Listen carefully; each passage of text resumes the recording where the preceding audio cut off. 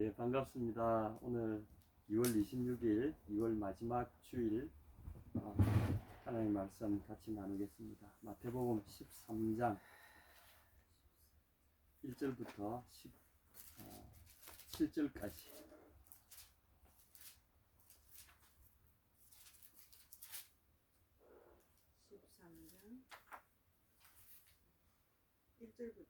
네. 몇 절까지? 17절까지입니다.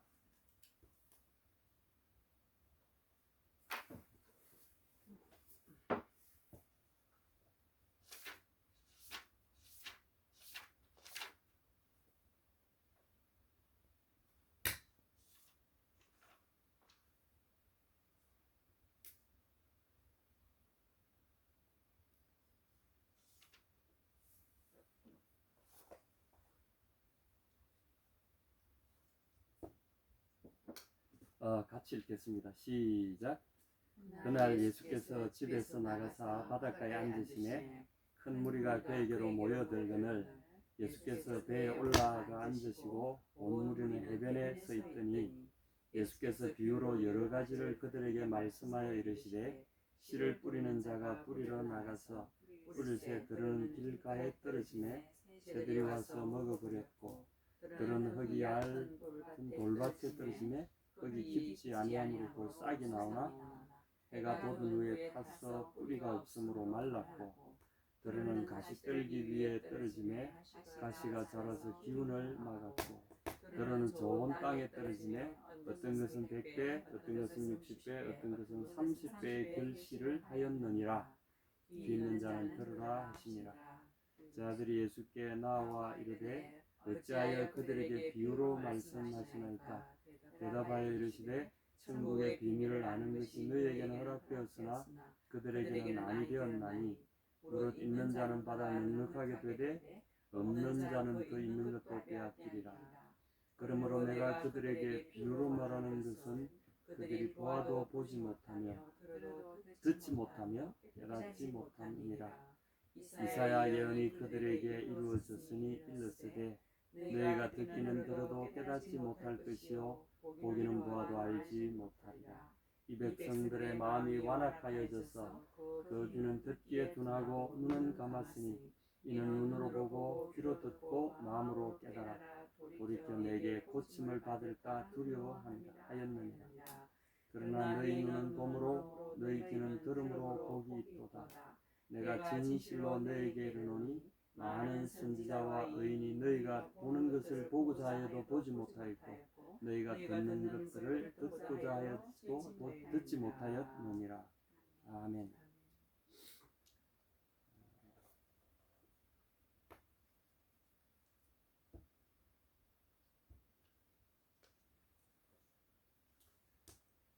오늘 제가 이제 이 13절에 보면 우리 씨 뿌리는 비유 뭐잘 아시는 내용인데 이 똑같은 내용은 누가복음 8장 9절부터 15절에 또 마가복음 4장 10절에서 20절에 각각 기록되어 있는 아주 유명한 이 비유고 또 비유에 대한 이 설명입니다.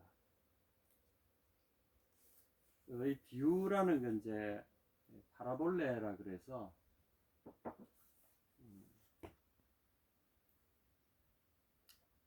파라라는 말이 곁에라는 말, 영어로 이제 with라는 단어와 이제 같은 것으로 번역이 돼요.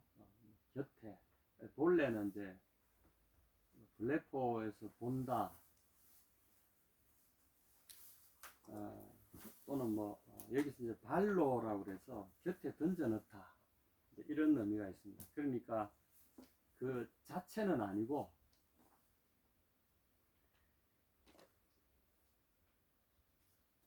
이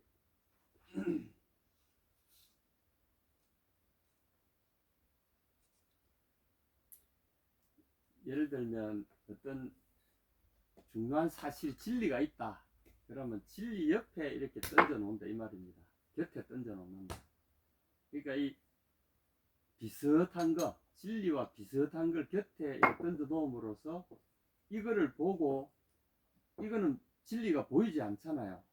안 보이는 진리를 이해하기 쉽도록 그 옆에 어떤 예나 비슷한 케이스를 던져 넣음으로써 이걸 보고 이걸 짐작해 하는 그 어떤 것, 이걸 파라볼레라 그래요. 곁에 던져 놓는다 이런 의미예요. 우리 뭐 이제 패러블이라든지 뭐 이런 영어 단어가 여기서 나온 겁니다. 파라볼레라는 단어에서 패러블 이런 영어가 나오기도 하고, 어쨌거나 이 단어의 의미는 굉장히 철학적인 거죠. 그리고 이것은 어떤 진리를 사유하고 진리를 우리가 배우는 데 있어서 굉장히 중요한 수단으로, 예를 들면 보이지 않는 하나님을 우리가 설명할 때, 삼일체 하나님을 설명할 때 어떻게 설명하겠습니까? 그때는 이런 비유들이 필요하다는 거죠. 하나님을 설명할 때 그분의 우리를 향한 따뜻함과 우리를 향한 공급하시고 우리를 보호하시고, 그러면 아버지를 떠올리게 된다든지, 아버지라는 이 개념이 일종의 하나님에 대한 이 파라볼레라는 거죠. 그와 같이 오늘도 천국이라는 것을 설명하실 때 여기서는 지금 사실은 천국이 우리 마음 속에서 어떻게 형성되는가를 설명하시는 거예요.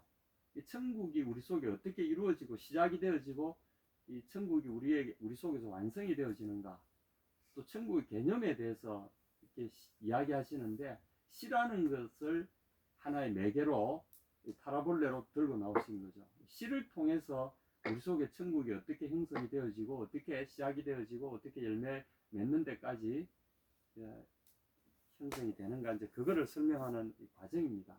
그런 의미에서 보면 이 예수님의 이 파라볼레 비유들은 그냥 우리가 석 읽어보면 그냥 가볍게 듣고 석 넘기기 쉬워요. 너무나 단순해 보이기 때문에. 그래서 이제 14절에 보면 이사야 예언을 이야기하십니다. 너희가 듣기는 들어도 깨닫지 못하고 보기는 봐도 알지 못하게 하려고. 이거는 뭔가 아무나 이 천국의 본질에 대해서 알아듣지 못하게 하려고, 거기에 어떤 합당한 자들만 알아듣게 하려는 일종의 필터 같은 장치죠. 커피 내릴 때 우리가 필터를 깔고 커피를 갈아서 넣잖아요. 그러면 순수한 커피의 그 액기스만 나오고 찌꺼기는 멈추잖아요. 그런 필터 기능을 하는 거죠. 그래서 이 비유는 이렇게 해서 어떤 진리에 접근하려고 함에 있어서 하나의 장벽 같기도 한데, 그러나 이 장벽을 세우신 분의 의도는 이 철조망 같은 거예요. 그래서 이걸 통과할 수 있는 자들은만 통과하게끔 하시는 거죠. 그래서 천국은 모든 사람의 것이 아니다라고 하는 것이 맞는 말이죠. 누구나 예수 믿으면 천국 간다, 그 말 들으면 천국은 너무 싸구려 같지 않아요? 아무 노력 없이. 그렇잖아요. 천국은 아무 노력 없이 믿기만 하면 간다. 지금 우리가 듣고 있는 이 예수 믿으면 천국 간다, 이 말은 그렇게 들리잖아요. 그러나 예수 믿으면이라는 말 안에는 뭐가 포함이 되어 있는가 하면, 이 장벽, 하나님이 설정해 놓으신 이 그릇망을 통과해야 된다는 말이 예수를 믿는다라는 말 속에 포함되어 있다는 것을 사람들은 간과하고 있다는 거죠. 그러니까 믿는다는 것을 대수롭지 않게 생각한다는 거죠. 오늘은 사실은 여기 믿는다는 것이 어떤 의미를 가진 건가에 대해서 예수님이 말씀하고 계신 겁니다. 그러면서 이 예수님을 믿게 되는 과정이 어떻게 형성되는지를 지금 이야기하시는 거죠. 이 비유가 바로 천국의 비유, 씨 뿌리는 비유, 우리가 알려진 바로 첫 번째 비유입니다. 여러분 흥미진진하지 않습니까? 한번 그러면은 이 비유를 우선적으로 한번 봅시다. 첫 번째, 여러 비유로 여러 가지를 그들에게 말씀하여 이르시되, 씨를 뿌리는 자가 뿌리러 나가서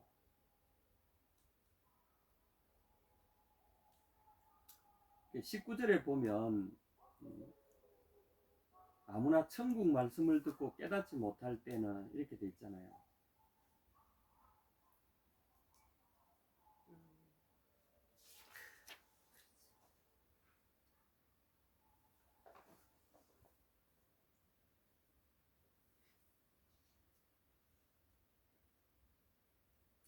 여기 이제 천국 말씀에는 천국, 하늘의 왕국, 그 왕국의 말, 천국 말씀, 이건 원어대로 하면은 왕국의 말씀이라는 뜻입니다. 그 나라에 대한 이야기죠. 우리가 이제 천당이라고 말하는 그 나라에 들어가는 자격에 대한 지금 이야기입니다. 그 나라에 들어가는 자격에 대해서 사람들이 어떻게 이 자격을 갖추게 되는가, 그 이야기를 지금 하시는 거죠.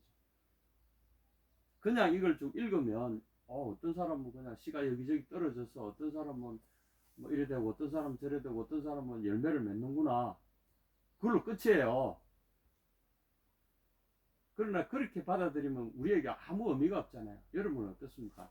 이야기 처음에 읽을 때 씨를 뿌리면 그렇지, 여기도 떨어지고 저기도 떨어지니까 다양한 식의 무슨 결과가 나오겠다. 그 우리에게 너무나 흔한 이야기지 않습니까? 예수님 당시에도 이게 너무나 흔한 이야기죠. 이 이야기를 알아듣지 못할 사람은 아무것도 없는데, 그러나 알아듣는 사람은 극히 소수라는 거죠. 이게 뭔 이야기를 하기 위해서 이 씨 뿌리는 이야기를 이렇게 흔하디 흔하고 쉽디 쉬운 이야기를 하실까? 그런데 이건 아무도 못 알아듣고 있다는 거죠. 예수님이 이 말씀을 하실 때 이게 뭔 뜻인지를 사람이 몰랐다는 거죠.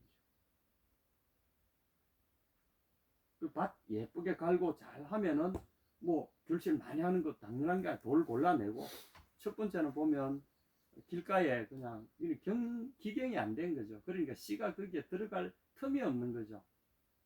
씨가 땅에 닿긴 닿았지만 뿌리를 내릴 수 있는 여건이 전혀 안 되는 딱딱한 평지가 되면은 거의 씨가 못 들어가잖아요. 그러니까 위에서 잠깐 부르르 하다가 그냥 먹히거나 하늘 그대로 남아있다가 뭐 새들이와 쪼아 먹으면 노출되는 거죠. 노출되어 있는 상태. 전혀 흙 속에 들어가지 못. 두 번째는 살짝 들어가긴 들어갔는데 반 노출되어 있는 거죠. 더 이상 들어갈 공간이 없는 거죠. 왜냐하면 돌짝밭, 여기 돌짝밭이라고 되어 있는데 여기는 실제로는 이제 바위 틈입니다. 바위 틈. 5절에 보면 5절에 말씀하신 바위 틈을 이야기합니다.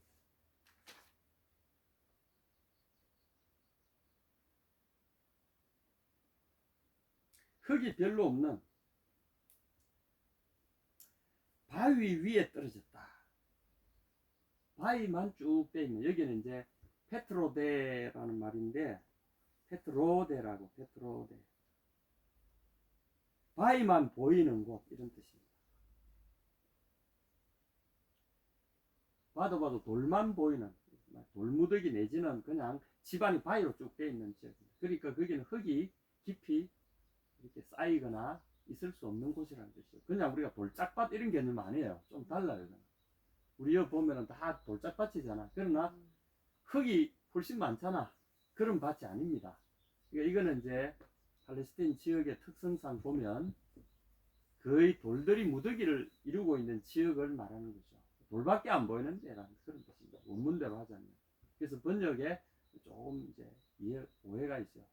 돌이 좀 많은 게 아니라 아주 거의 대부분이 돌로만 되어 있는 지역. 이건 이제 뭘 말할까요? 씨앗이 그 사이에 스며들긴 드는데 파고 들어갈 더 이상 여력이 없는 그런 거죠. 그리고 세 번째는 또 떨어졌는데 어디 떨어졌나요? 예, 덩굴이 자라는 지역. 이미 다른 식물들이 자리를 잡고 있는 데입니다. 그러니까 여기에 새로운 씨가 들어가면 그 씨가 떨어져서 싹은 나겠지만 튼튼하게 못 자라는 거죠. 왜냐하면 영양을 다른 곳에 다 뺏기기 때문에 그렇다는 거죠. 네 번째 밭은 어떻습니까? 좋은 밭이라는 게 어떤 조건일까요? 흙이 많고 거름이 많고. 예, 맞습니다. 예, 맞습니다. 앞에 있는 악조건을 다 제거하면 좋은 밭이죠.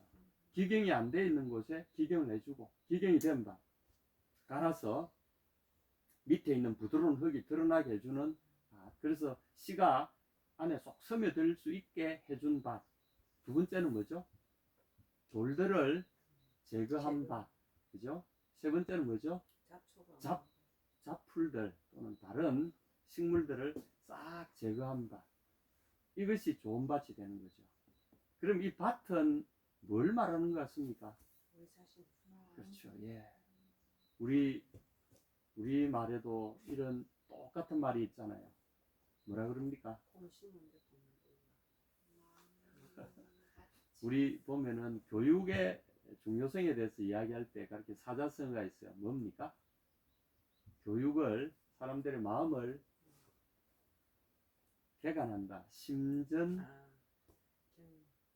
기경. 마음밭에 예, 심는 심전 기경. 기경. 마음의 밭을 간다. 깨끗하게. 말이죠. 마음의 밭을 기경한다. 사자성어에 나옵니다. 심전 기경. 똑같은 이야기입니다. 그래서 한국 사람들은 이 말씀을 할 때, 이거는 심전 기경을 그대로 이야기하시는 거구나. 뭐 조금만 이렇게 쉽게 내시는 분들 금방 알아듣죠. 이건 마음에 대한 이야기다. 그래서 이 비유는 우리 마음의 상태를 설명하실 때, 이 마음이라는 보이지 않는 실체를 이야기할 때, 그것을 설명하기 위해서 옆에 딱 갖다 놓은 하나의 이야기죠. 예수님은 이렇게 이야기를 하시는 거죠. 그래서 첫 번째 우리가 통과해야 될 이 그릇망은 이 밭이란 게 도대체 뭐냐, 이걸 우리가 알아채는 겁니다. 이 통과하면 이 마음이라는 걸 우리가 딱 알고 나면은 그 다음에 이게 뭔가, 그 다음에 돌은 무엇이며 길처럼 생겨 있는 이 상태는 무엇이며, 그 다음에 마음에 막 잔뜩 나 있는 자풀들은 무엇인가, 이걸 그 다음에 이해를 할 수 있게 된다는 거죠. 그 설명이 보면 20절부터 23절 사이에 예수님이 자세히 설명해 놓으셨어요. 그 마음, 이것이 마음이라는 사실을 딱 알고 나면 그 다음에 쫙 풀리는 거죠.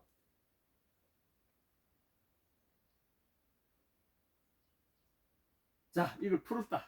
그러면 마음이 이렇게 앞에, 그러면 우리가 두 번째 한번 풀어봅시다. 그러면 모든 성경이 이래 되는 건 아닙니다.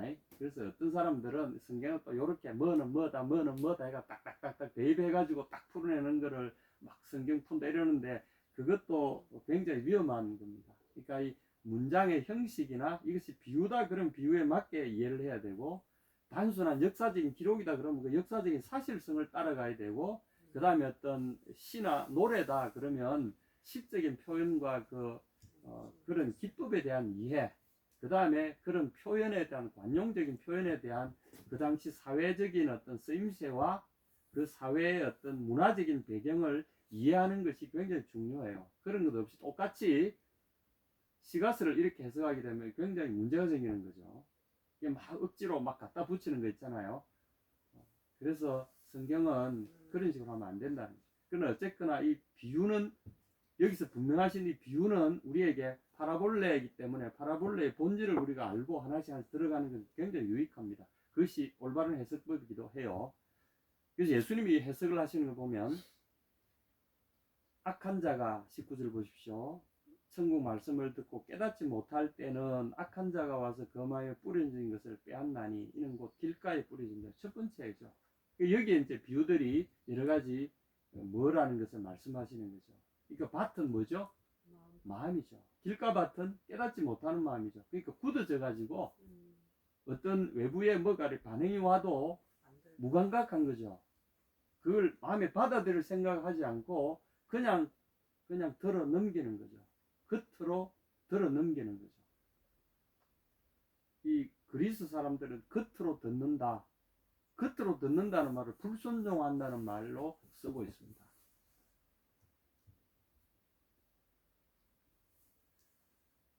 단어가 되게 철학적이고 재밌어요. 그래서 파라쿠아라고 그랬다. 곁에서 듣는다. 들어 넘긴다 이 말입니다.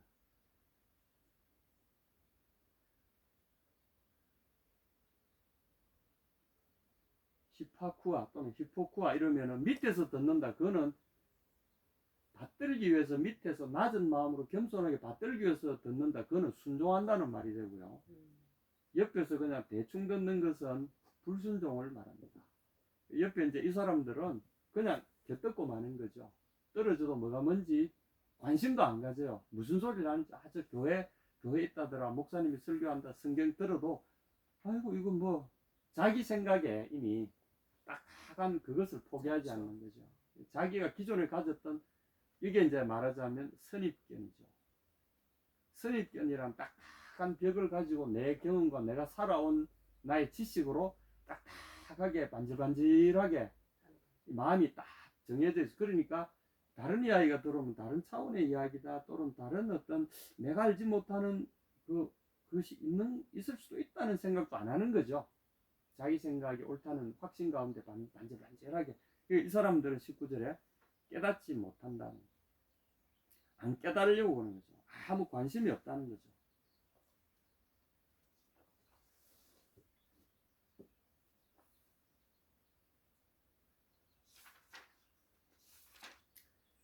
저도 옛날에 그렇게 생각했어요. 그렇게 생각하고 교회는 아예 교회 저거는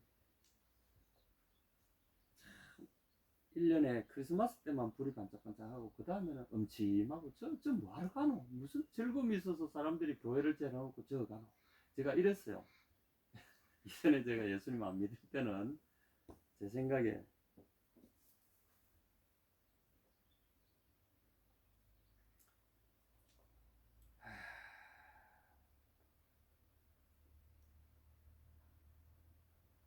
여기 이제 깨닫는다는 이 말은 함께 쓰다 또는 함께 두다 이런 뜻입니다.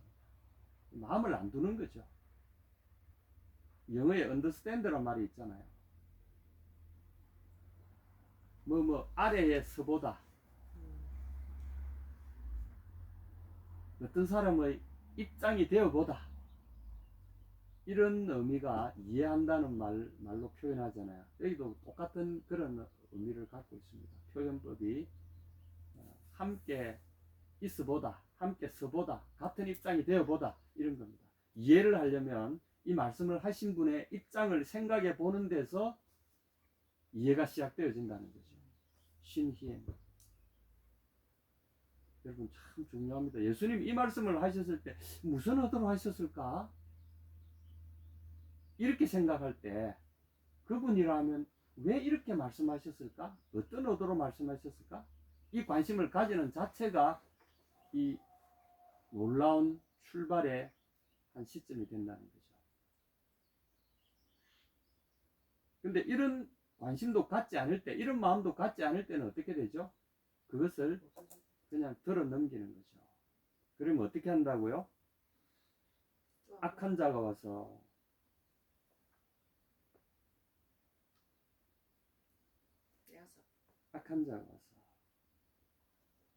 그야말로 여기 이제 악한 자, 포네로스, 호포네로스, 그 악한 자, 이 사탄을 말합니다. 하나님을 대적하고 하나님의 말씀을 어지럽게 만들고 하나님의 말씀을 거짓이라고 사람들에게 속이던 사람. 창세로부터 인류를 불행에 빠뜨리면서 하나님의 말씀을 우리에게 제대로 전달되지 못하도록 뺏어간 사람, 왜곡시킨 존재, 사람이 아니라 뺏어가고 왜곡시킨 존재, 사탄입니다.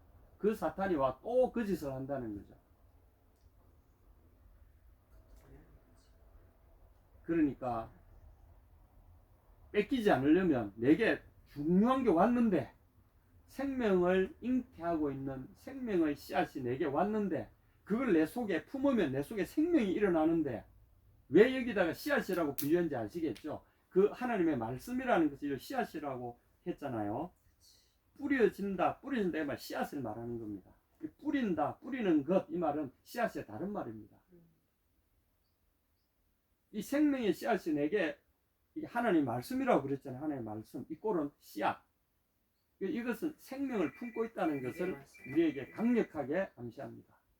그래서 생명이 우리 속에 왔는데 이것을 소홀히 여기고 흘려 듣고 버리면 그 다음에 어떻게 된다고요? 그것이 계속 있지 않는다는 거죠. 그것은 사탄이 와서 우리에게 생명을 주는 것을 방해하는 자가 와서 싹 걷어가 버린다는 거죠. 이것이 첫 번째 이 위험에 대한 상황을 이야기하시는 거죠. 예수 안 믿는 나중에 너 왜 내가 갔는데도 나를 믿지 않았느냐 그렇게 하면 사람들이 이유를 많이 댑니다. 이런 이유. 첫 번째 이유가 이 이유일 겁니다. 그때 몰랐어요. 그때 나는 그게 아닌 줄 알았어요. 모르고 지나갔어. 다 이렇게 합니다. 그러나 이미 지나간 걸 어떻게 해요? 그래 너 참 안 됐다. 씨앗이 너 심장에 꽂혔는데도 그 받아들이기만 하면 네가 살아날 텐데 난 할 거 다 했다. 너 내가 안 했다고 변명하지 마라. 내가 다 말씀 니한테 다 던져줬다. 갔는데도 너는 무시했잖냐. 너 길 가다가 예수 청랑이란 말 씨앗이 네 속에 떨어졌는데도 무심히 듣고 넘겼잖냐. 가면서 교회 종탑들을 많이 보고 십자가가 보였는데도 너는 그것을 무심히 보고 넘겼잖냐. 그러므로 그건 네 책임이다. 그걸 보고도 저게 뭐지? 이렇게조차도 생각하지 않고 그건 네 책임이다 이거죠. 두 번째로 보면 돌밖에 안 보이는 곳에 떨어졌다는 거죠. 이 사람 우선은 떨어지긴 떨어졌잖아요. 그러니까 받아들이긴 받아들였잖아. 그러나 이 사람 마음속에는 뭐죠? 뿌리가 없다. 그래서 환난이나 핍박이 오면 손해볼 것 같으니까 못 견디지. 손해볼 것 같으니까 포기해버린 거죠. 예수님 믿다가 이 생명의 가치를 몰라보는 사람들을 이야기합니다. 생명의 가치를 몰라보는 거죠. 천국의 가치, 천국 여기서는 생명이죠. 영원한 생명에 대한 가치를 몰라볼 때 이런 일이 벌어진다. 우선 하고 마음이 동해서 일시로 받아들였지만 그것을 간직하고 그것이 싹이 나고 그것을 키워야 되겠고 이거를 내가 싹이 나게 하고 키워서 이 본질 속에 들어가 봐야 되겠다. 이걸 내가 누려야 되겠다. 이런 생각을 처음에는 했을지 모르죠. 그래서 좋아 보여서 딱 받았는데 해보니까 내가 생각했던 것처럼 이익이 안 되거든. 이거 보면 내가 큰 손해를 보겠거든. 이거 내가 받아들였다가는 기존에 있던 거 내가 다 뺏기게 생겼거든. 그러니까 그만뒀다는 거죠. 이런 사람들이 굉장히 많습니다. 근데 제일 재수 없는 사람 스스로를 나는 이거 받아들이기까지 했는데 내 손에 다 잡았는데 나도 한때 교회 열심히 다녔는데 그러나 떨어져 나간 사람들 있잖아요. 자기들이 스스로 포기한 겁니다. 그러면 이익이 안 되니까 손해볼까봐 예수 믿는다고 하다가 사람들이 핍박도 오고 어려움이 오니까 이런 경우가 얼마나 많습니까? 역사적으로 보면 이것이 대부분의 사람들에게 이런 일이 일어납니다. 이 사람들이 나중에 그 본질이 있는 천국의 앞에 가서 주님이 보여주는 그 놀라운 영광과 생명의 환희와 생명의 그 존귀함, 그 아름다움을 보게 될 때 이 사람들은 아이고 꼭 이런 겁니다. 여러분 로또 있죠? 로또 이렇게 자기가 사가지고 보니까 아이고 이거 뭐 해가지고 어디다가 번호 몇 번이네 적어 놓고는 에이 하고는 그냥 다 버렸어. 딱 보니까 발표하는 날 그거야. 자기가 버린 그 로또야. 아이고 이런 사람 얼마나 많겠어요. 저도 그 비슷한 사람인데 아파트 그때 막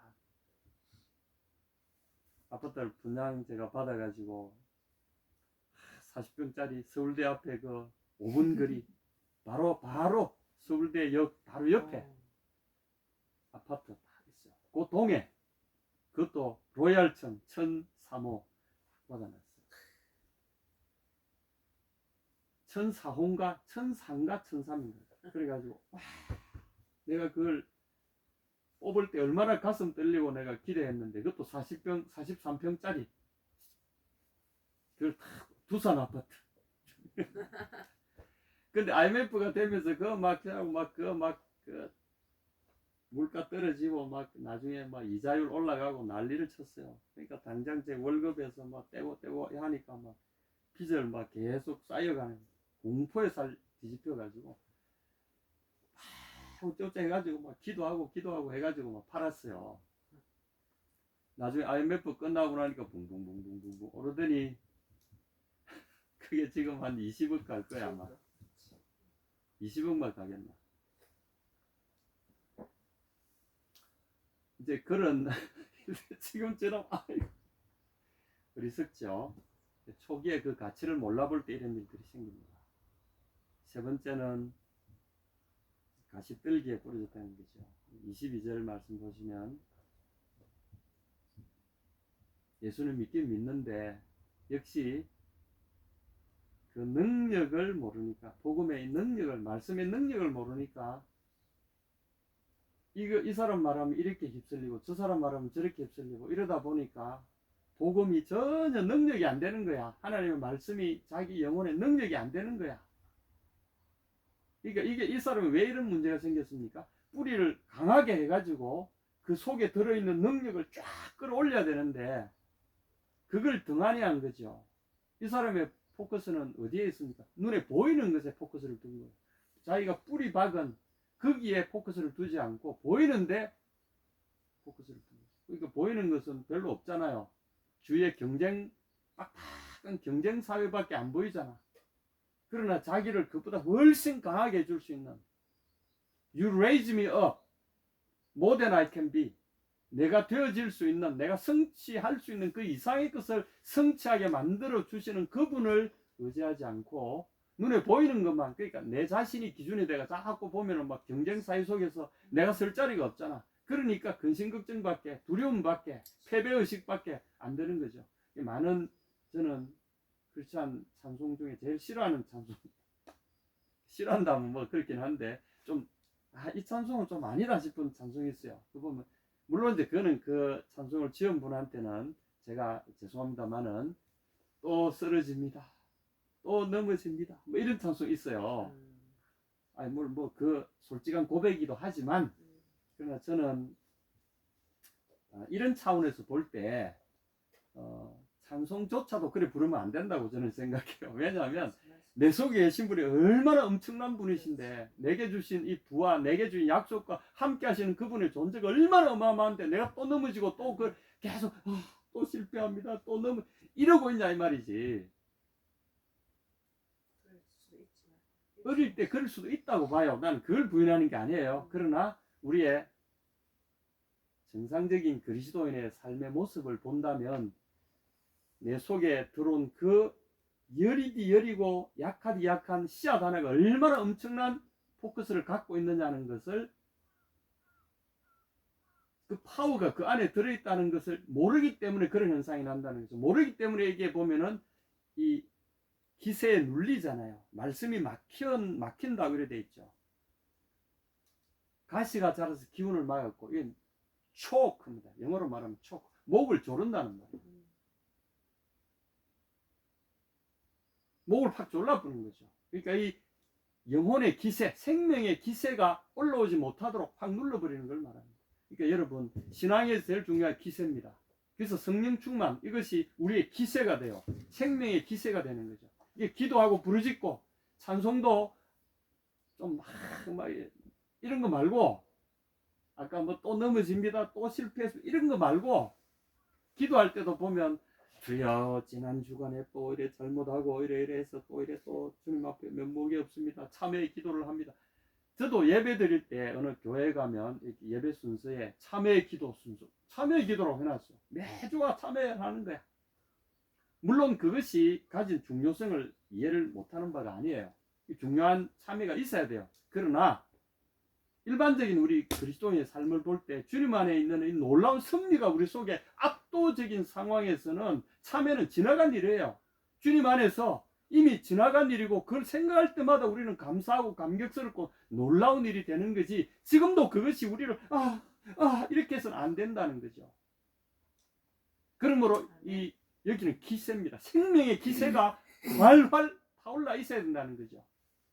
이걸 이제 아욱사노라고 하는 이 헬라어 말인데 확 솟아오른다는 거예요. 그래서 수풀이나 이 풀들이 자라오를 때 무성하게 피어난다고 하는 말, 아욱사노라고 말해요. 확 올라간다는 거죠. 이 믿음의 기세, 생명의 기세, 이걸 타야 돼요. 이 성령이 우리에게 부어주시잖아요. 기도하고 하나님의 말씀을 붙잡고 막 할 때 두렵지만 이 말씀을 붙잡고 절벽 위에서 뛰어내리는 거예요. 그러면은 갑자기 우리가 날고 있는 사실을 발견하게 된다는 거죠. 그때 그 기세, 하늘을 찌르는 그 기세, 역도산, 역발산 기세, 뭐 이런 말도 있잖아요. 산을 뽑아내는 기세란 말이죠.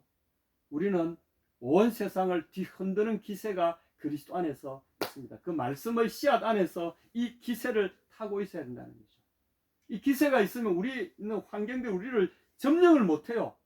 그 있는 우리 마음에는 하나님의 생명의 기세가 충만하기 때문에 다른 것들이 감히 뿌리를 내리거나 도전해오는 것이 있을 수가 없다는 거죠. 두려움들이 계속해서 우리 속에 이런 잡초 씨앗들이 떨어지잖아요. 그럴 때마다 성령의 권능으로 이 말씀의 권능에 있으면 우리의 기세에 그것들이 싹 다 뿌리를 내리지 못하고 쓰러져 버리고 만다는 거죠. 이 기세를 타지 않으면 살아남지 못한다는 거죠. 그러니까 환란이 오거나 박해가 일어나거나 계속해서 우리로 하여금 우리의 기세를 꺾으려고 하는 거잖아요. 그러나 생명의 기세가 그 속에 강하게 뿌리내리고 있으면 아무도 우리의 기세를 담당해낼 수가 없다는 거죠. 이것이 좋은 밭입니다. 좋은 밭에 있는 사람들은 돌짝들을 이 씨앗들이 밑으로 파고 들어가면은 위에 있는 표면에 있던 돌들이 아무런 의미가 없어요. 표면에는 딱딱해 보이고 표면은 돌들이 덮고 있어도 뿌리가 밑으로 꽉 내려가 수원을 딱 장악하고 있으면 위에는 다른 것들이 올 수가 없어요. 큰 나무들이 그렇잖아요. 여러분 보십시오. 지금 바위 틈에 자라는 나무들 보십시오. 이 나무들의 생존 비결이 뭡니까? 수원 쪽으로 깊이 파고 들어가는 거죠. 자, 씨앗은 우리에게 하나의 생명을 이야기하는 것이고 여기에 생명이 어떻게 성장해 가는가를 이야기해 주고 이것이 바로 본질적인 우리가 지금 오늘 파라볼레로부터 이야기를 시작했는데 파라볼레가 이야기하고는 본질적인 그 가치를 찾아가는 천국이라는 본질적인 가치를 찾아가는 그 무엇에 대해서 지금 이야기를 하고 있잖아요. 그 수단이 하나님의 말씀이고 그리고 그것을 받아들이는 우리 마음의 어떠함에 대하여 지금 이야기하고 있는 겁니다. 그 마음이 어떠함에 따라서 이것을 누리느냐 누리지 못하느냐 생명과 연결되느냐 그렇지 못하느냐 결정적인 차이를 가지고 있다는 거죠. 이것이 예수님을 믿는다 못 믿는다의 차이를 지금 이야기하는 겁니다. 그러므로 예수님을 믿는다는 말은 단순한 말처럼 보이지만 절대 단순하지 않다는 거죠. 그러므로 오늘 제가 결론적으로 말씀을 드리고자 하는 이 결론 부분이 이제 나옵니다. 예수님이 보십시오. 16절에 보십시오. 15절부터 16절 한번 보시죠. 15절을 보면은 못 듣게 하겠다는 거잖아요. 15절 한마디로 말하면 그들이 알아듣지 못하고 보아도 보지 못하고 듣지 못하고 깨닫지 못하게 하겠다는 거잖아요. 이것이 비유라는 그릇망을 하나님이 말씀으로 이렇게 제시한 이유입니다. 이 테스트죠, 일종의. 이 테스트를 통과하지 않으면 천국에 못 들어오는 어떤 자격을 갖지 못한 자는 천국에 들어놓지 않겠다. 이것이 하나님의 의도입니다. 그러므로 천국은 아무나 들어갈 수 있는 데가 아니에요. 천국은 테스트를 통과한 사람들, 영어로 말하면 퀄리파이죠. 퀄리파이된 어떤 자격이 확인된 사람, 질을 갖춘 사람만 들어갈 수 있어요. 그 질을 갖추는 가장 핵심이 뭔지 하면은 16절 보십시오. 16절 17절이 오늘 말씀의 핵심입니다. 그러나 너희 눈은 봄으로 너희 귀는 들음으로 복이 있도다.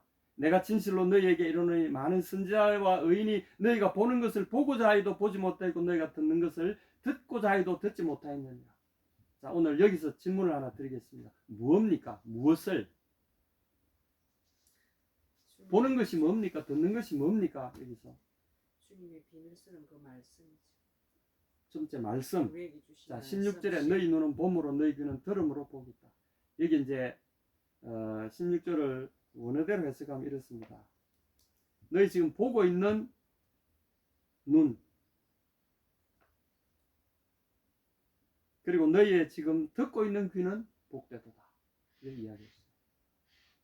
현재형이죠. 예수님이 현재 그들을 만나서 그들 앞에서 그가 이야기하고 계신 겁니다. 뭐죠? 주님. 예스! 주님이 바로 오늘 말씀의 핵심입니다.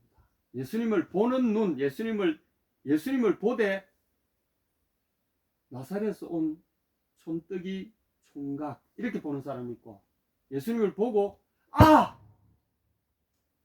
마시아 예수아 마시아 이분이 메시아다 다윗의 자손이다 기다리고 기다리던 바로 그 우리의 구원자 소테르 그분이시다.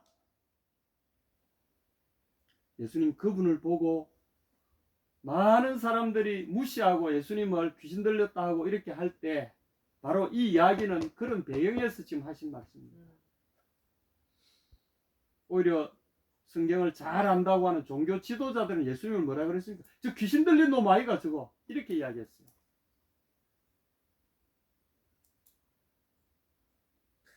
보통 사람이 하지 못한 말과 하지 못하는 행동을 하니까 그 사람들은 이 사람을 볼 때 우리처럼 율법학교에서 배운 적도 없고 좋은 스승을 모신 적도 없고 제대로 된 학문을 배운 자도 없는 적도 없는 이 사람이 갑자기 저렇게 위시간 말을 하고 저렇게 심오한 말을 하는 것이 저거 아무래도 귀신 들렸다 이렇게 생각합니다.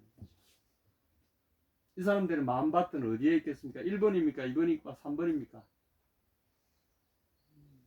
아마 1번쯤 되겠죠. 예수님을 그렇게 4대 성인 중에 하나다 이렇게 보는 사람 아직도 많습니다. 예수님 여기서 이야기하셨어요. 나를 제대로 알아보는 사람은 눈을 가진 너희의 눈은 복되고 내가 듣는 말의 의미를 알아듣는 너희의 귀는 복되다는 거죠. 내가 누군지 아는 너희는 복되다는 겁니다. 자, 그러면 오늘 이 말씀을 마지막으로 제가 한 번 더 나누고자 합니다. 12절 한번 보시죠. 12절 읽어주시겠습니까? 시작. 무릇 있는 자는 받아 넉넉하게 되되 없는 자는 그 있는 것도 빼앗기리라. 예, 여기 있는 이 구절도 해석하는데 좀 어려움을 겪는 문장 중에 하나입니다. 그러나 문문에서 문맥으로 이해하면 아주 쉬운 말인데 요것만 떼놓고 보면 우리 번역상에 조금 아쉬운 부분도 있어가지고 이해하기 굉장히 어렵습니다. 이게 뭡니까? 있는 자는 뭐가 있다는 말이죠. 없는 자는 뭐가 없다는 거죠. 믿음, 또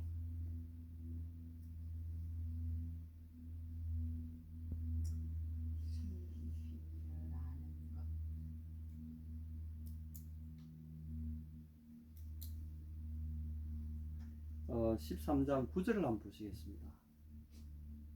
비유를 설명하시고 비유 마지막에 뭐라고 그러셨습니까? 귀 있는 자는 들으라. 귀 있는 자는 들으라. 여기 이제 들을 귀 있는 자 들을 귀가 있는 자. 귀가 있는 자. 들을 귀 있는 자. 여기 있다는 말은 가지고 있다 이 말입니다.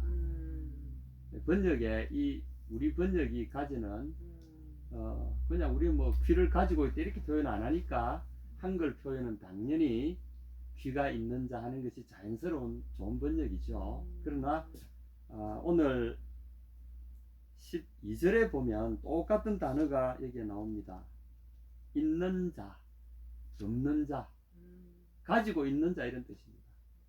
그러면 똑같은 단어죠. 9절에는 귀가 있는 자, 12절에는 가지고 있는 자. 이 뭘 가지고 있단 말입니까? 듣는 귀. 예스. 듣는 귀를 가진 자는 그것이 뭔지를 아니까 그 점점 더 풍성해진다는 거죠. 이해의 폭이 점점 넓어지고 아까 그렇잖아요.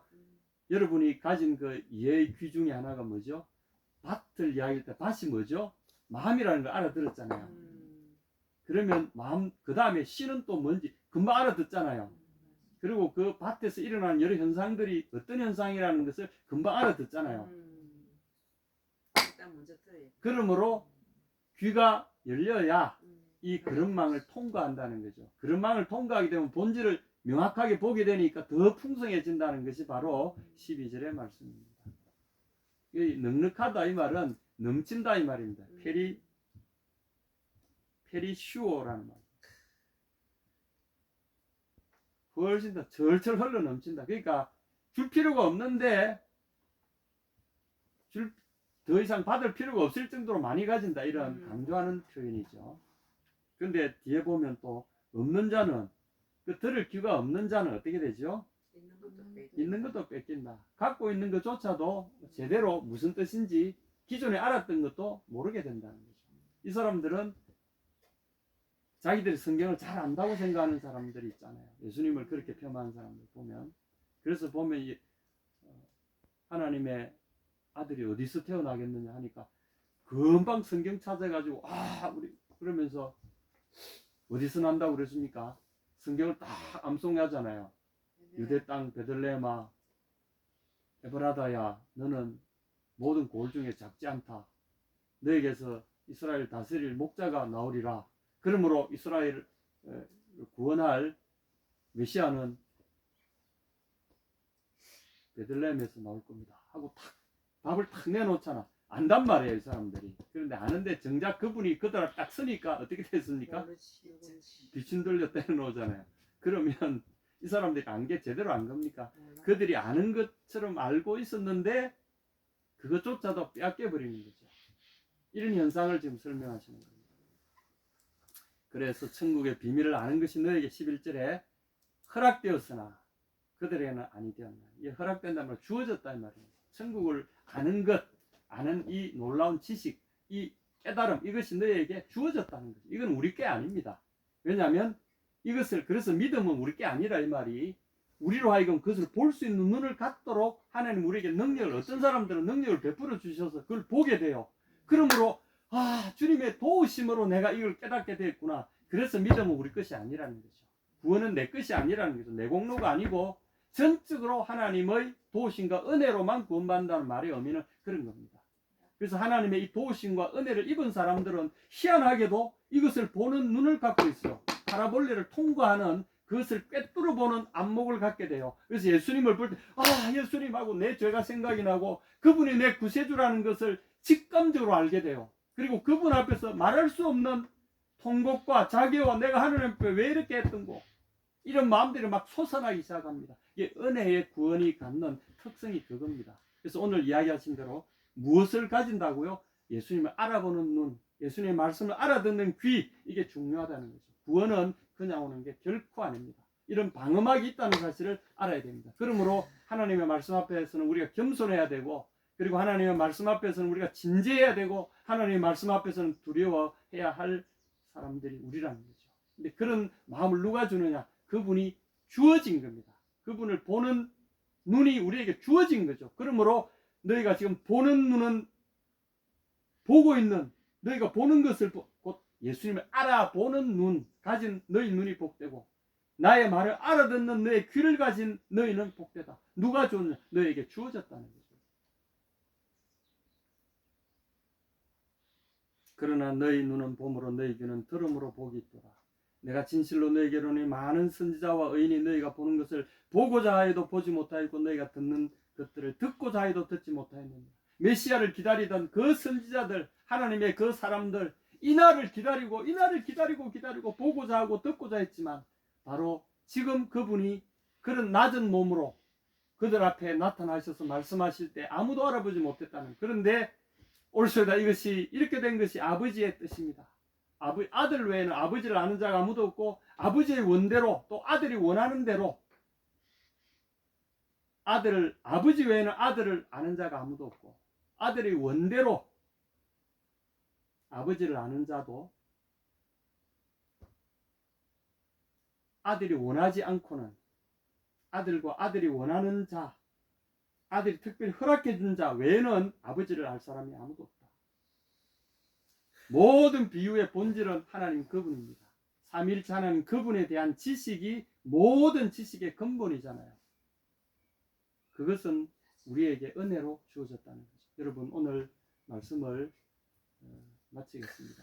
여러분, 예수님이 메시아로 믿어지시는 그 놀라운 것은 한순간에 되어질 이분 하는 마음도 생긴다면, 그러나 그것을 계속 우리 속에서 말씀을 통해서 성장시키고 발전시켜 나감으로써 그분이 어떠하심에 대해서 견고한 뿌리를 그분 안에 내리는 작업이 필요합니다. 그래서 예수님에 대한 눈이 떠이는 것도, 은혜로 눈이 떠지고 귀가 열려서 그분을 알아보는 것도 중요하지만, 그 안에서 우리가 뿌리를 내려서 그분이 주신 생명의 무궁무진한 능력과 그 풍요로움을 받아서 우리가 성장하는 것도 굉장히 중요하다는 것을 오늘 말씀하고 있습니다. 어쨌거나 여러분, 이 말씀의 은혜 속으로, 예수님을 알아보는 이 은혜 속으로 초대받은 여러분을 축복합니다. 주님의 이름으로 다시 한번 축복합니다. 이 축복을 잘 지켜가시기를 축복합니다. 아멘. 아멘.